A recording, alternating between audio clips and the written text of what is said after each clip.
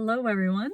I am parked here with a beautiful view of the spring fields. There's flowers everywhere, greens as far as you can see, and it's the perfect chance to practice some greens.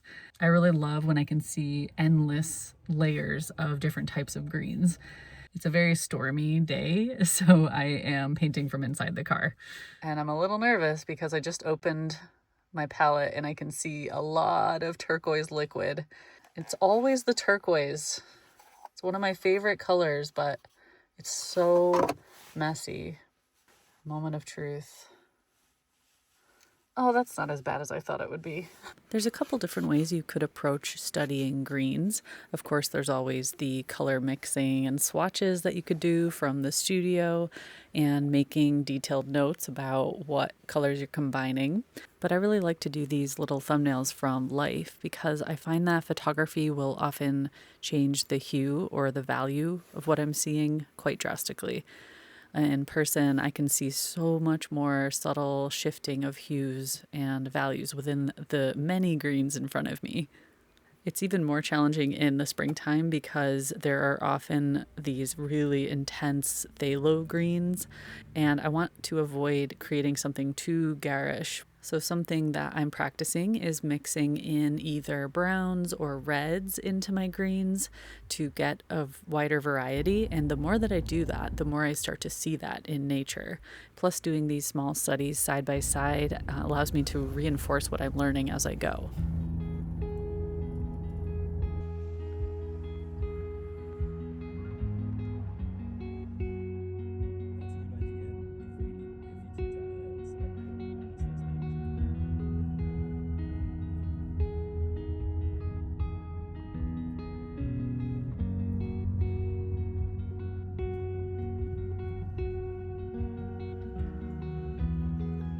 One of the cafes where I display some artwork was unfortunately closing, so I had to make a little road trip to pick up my artwork. Strathpeffer is a really cute town with so many paintable buildings, so I gave myself a half an hour to sketch this one, which I thought had the coolest roof I've ever seen.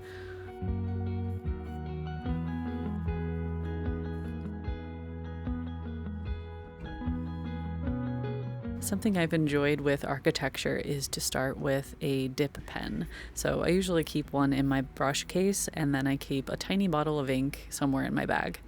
I'll lay in the tiny details with my pen and then come back in and paint on top of it because it's waterproof. And because I'm using gouache, when I dilute it, it's usually pretty transparent. But now and then it's opaque and it covers the lines. But I kind of like how it looks when it does that because it kind of it gives it like a weathered look almost. And it really lends itself to a very illustrative quality.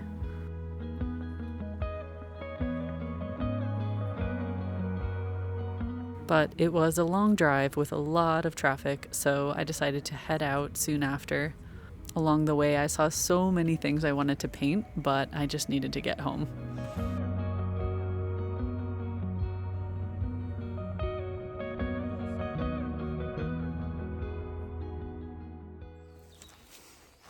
Hello from a little cave in the forest, tree cave. This is so cool. Wow, that's a big tree. I'm currently at Loch Nabo, which is a lovely little, very peaceful setting. Lots of water, lots of forest, just so much variety. And I feel like I could paint every single thing I see. But I am actually gonna go to a spot that I like to have a little lunch at a lot, and it kind of overlooks the water. So I think I may be painting some water today. I have to duck down in so many of these areas. It's so cool. I feel like I'm walking through Fangorn Forest right now. Low bridge coming through.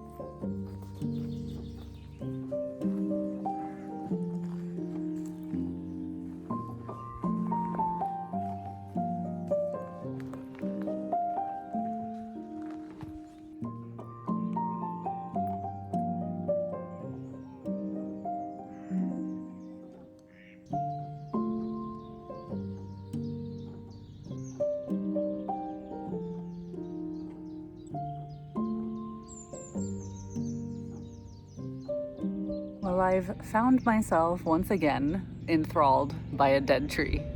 So, you know what? I'm just gonna go for it. It's so beautiful and peaceful in this spot. It's nice and shaded, and there's like light glittering through the water. Obviously, it would be more scenic of a painting if I painted a wide view of the water, but that's just not what's calling to me right now. And you really have to trust your instinct, I think.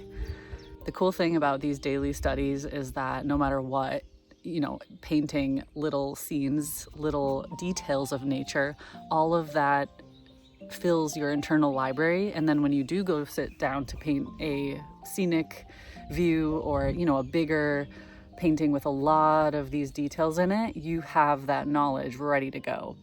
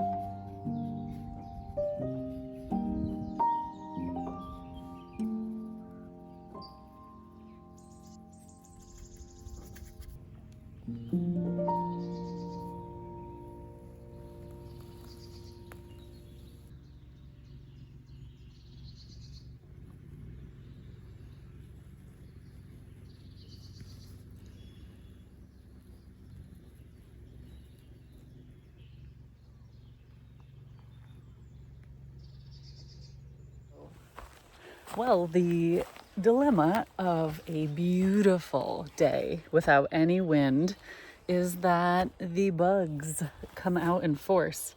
So midges and mosquitoes and every other kind of bug you can think of.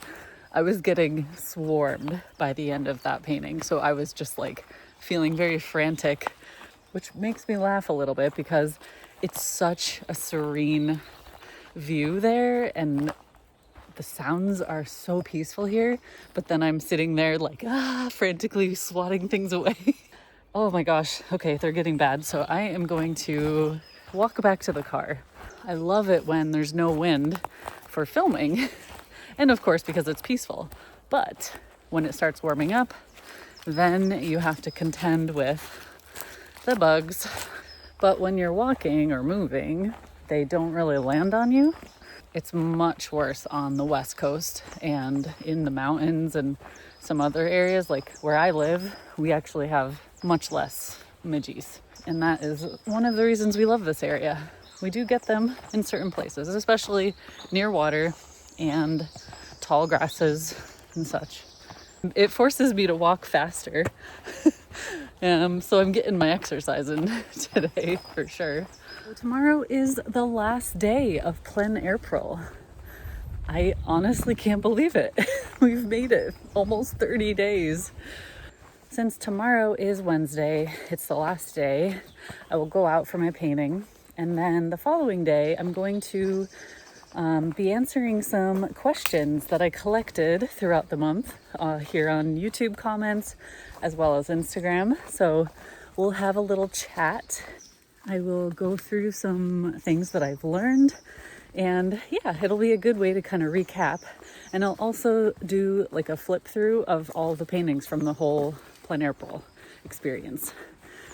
So stay tuned for that for Saturday. All right, I'm gonna walk quickly and probably be out of breath. So I will see you on Saturday.